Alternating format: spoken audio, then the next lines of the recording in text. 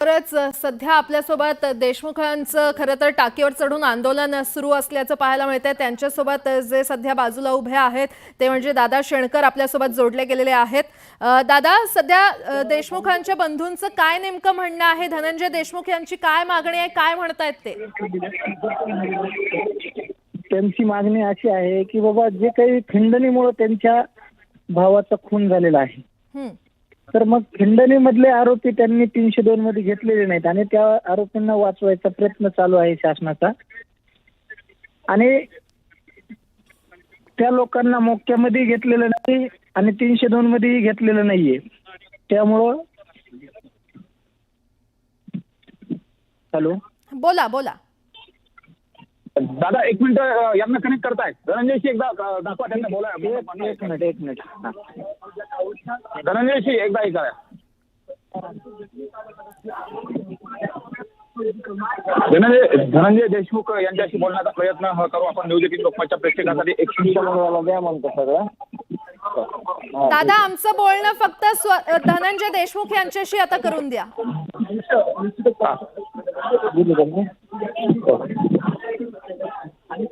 धनंजयजी सांगा, तुमचं म्हणणं काय आहे सांगा।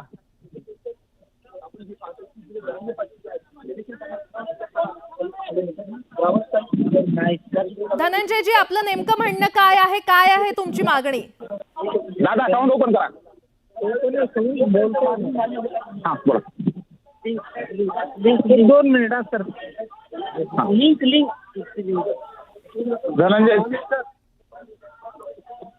धनंजय देशमुख यांच्याशी संवाद साधायचा प्रयत्न केलाय। 2 मिनिटं। त्यांचं म्हणणं काय आहे? धनंजय देशमुख यांच्याशी आपण संवाद साधण्याचा प्रयत्न करतोय। सध्या ही थेट दृश्य आपण पाहतोय। धनंजय देशमुख हे न्यूज 18 लोकमतशी संवाद साधतीलच, मात्र ही थेट दृश्य आपण पाहतोय। धनंजय देशमुख यांनी मागणी लावून धरलेली आहे। खरं तर पोलीस प्रशासनाकडून त्यांना कोणतीच अपडेट दिली जात नसल्याचं देखील धनंजय देशमुख यांचं म्हणणं आहे। पुन्हा एकदा आपण दादा यांना विनंती करूया। दादा, आमचं बोलणं धनंजय देशमुख यांच्याशी करून द्या।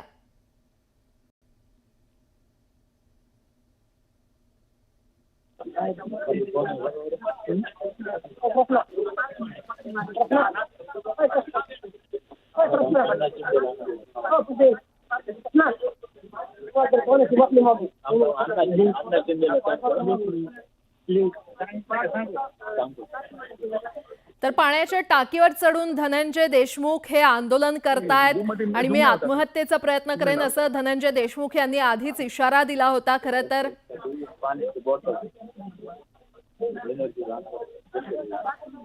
आणि याच पाण्याच्या टाकीपाशी आमचे प्रतिनिधी सुरेश जाधव देखील आपल्यासोबत जोडले गेलेले आहेत। ते धनंजय देशमुख यांच्याशी संवाद साधण्याचा प्रयत्न करतील। सुरेश,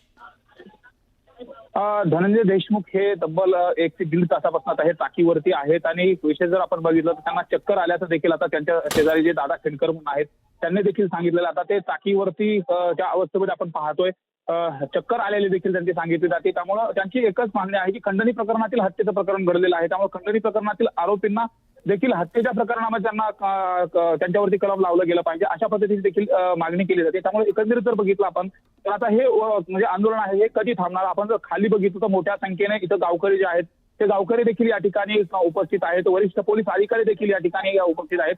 विशेष म्हणजे ज्या टाकीवरती ते चढलेले आहेत त्याची शिडी देखील यांनी काढून घेतली, त्यामुळे वरती देखील प्रशासनाला जाता येणार नाही। नेमकं आता धनंजय देशमुख यांची समजूत कशा पद्धतीने काढली जाणार आणि त्यांच्याकडून ज्या मागण्या आहेत त्या मागण्या आता पोलीस प्रशासन असेल, वरिष्ठ पोलीस अधिकारी असतील ते कशा पद्धतीने हे करणार हे देखील पाहणं महत्त्वाचं ठरणार आहे। मात्र आपण जर बघितलं तर इथलचं जे मसाजोग मधलं वातावरण आहे हे तणावपूर्ण वातावरण आहे। गावकरी देखील आक्रमक झाले आहेत आणि घोषणा देखील दिल्या जात आहेत। 35 दिवस उलटूनही अद्याप संतोष देशमुख यांच्या हत्ये प्रकरणातील काही आरोपी फरार आहेत, तर काही आरोपींना मुक्का लावण्यात आला, मात्र इतर आरोपींना मुक्का का लावला नाही असा देखील संताप व्यक्त केला जातोय। परत एकदा आपण धनंजय देशमुख यांच्याशी बोलण्याचा प्रयत्न करूया। परत एकदा दादा शेणकर म्हणून त्यांच्या सोबत आहेत, त्यांच्याशी आपण एकदा कॉन्टॅक्ट। सुरेश, धनंजय देशमुख यांची तब्येत सध्या कशी आहे? त्यांचं काय नेमकं म्हणणं आहे? कारण ते काहीच बोलायला तयार नाहीयेत असं देखील पाहायला मिळतंय।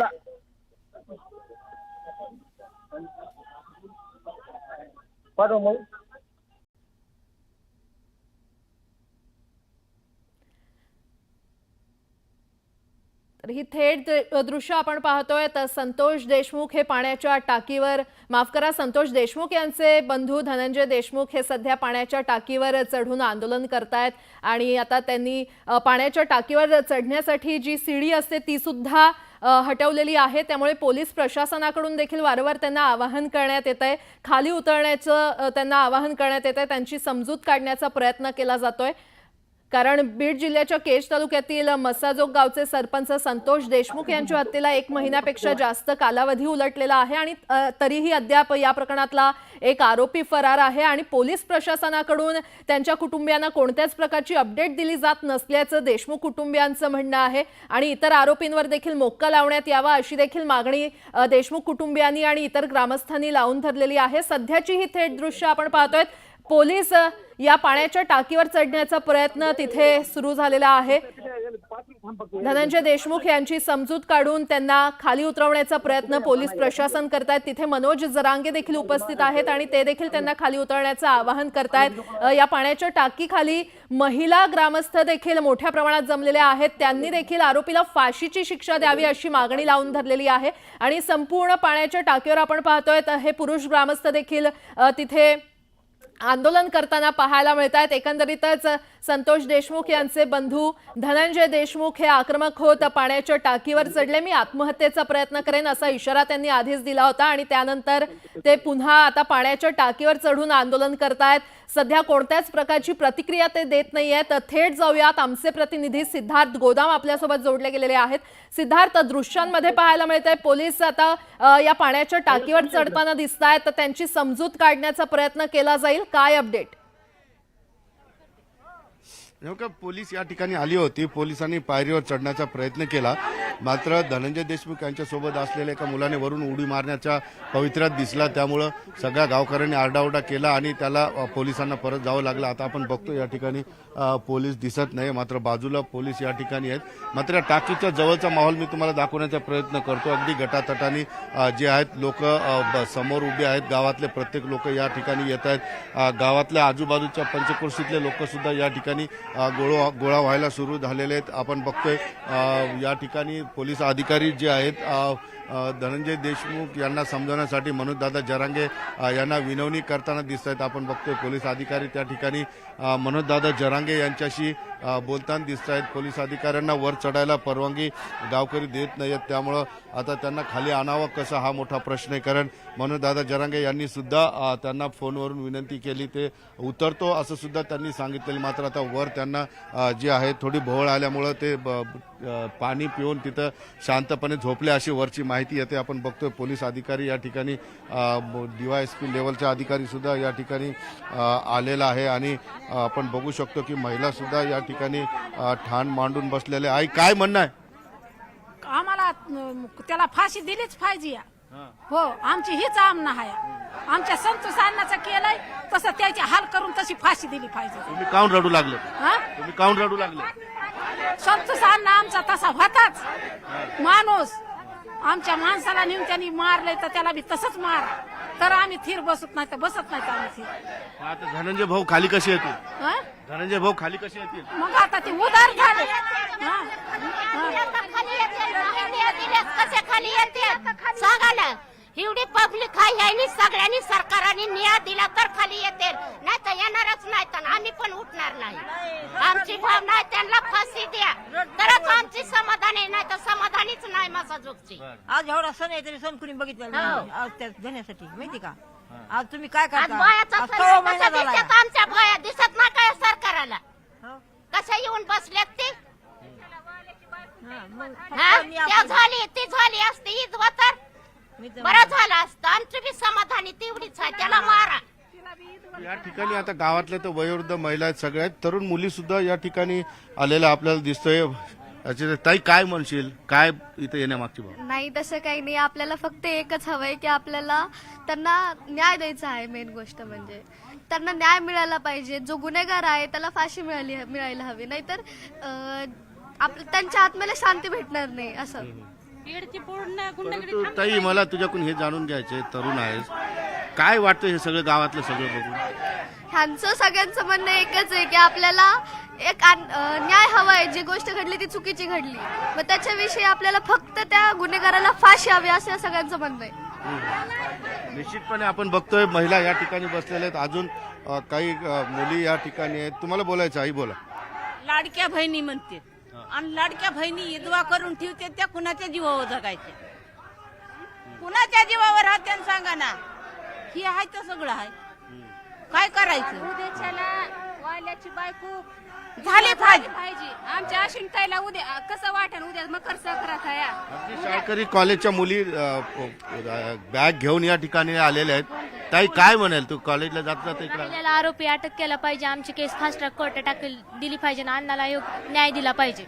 बरं, एकंदरीत जे काय चाललंय, काय मत आहे तुझं? तू शाळा कॉलेजला शिकत असेल, हे सगळं बघून काय वाटतंय मनाला? एवढंच की ही गर्दी सगळी जमलेली, आमच्या अण्णाला न्याय दिला पाहिजे, तोपर्यंत आम्ही मागे हटणार नाही.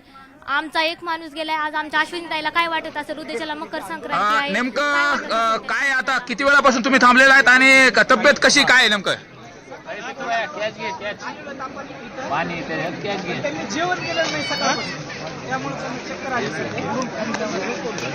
अच्छा, काय त्यांचं म्हणणं काय आहे नेमकं?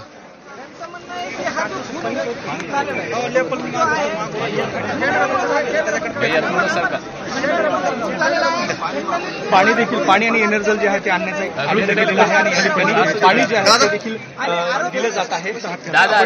करू शकतो पाणी आणि एनर्जल जे आहे ते देखील या ठिकाणी धनंजय देशमुख यांना दिलं गेलेलं आहे. आणि हे नातेवाईक जे आहेत त्यांच्याशी आपण संपर्क साधण्याचा प्रयत्न केलेला आहे. आणि ज्या लोकांनी खून केलेला आहे त्या लोकांना ओके, आणि सगळे पुरावे आहेत. येतो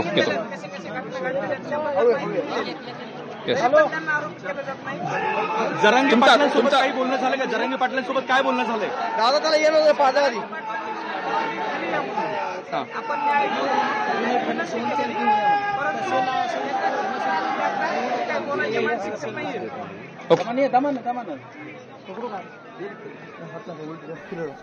दादा त्याला पाणी पाजा, येणं पाजा. थांबा 2 मिनिट. एनर्जी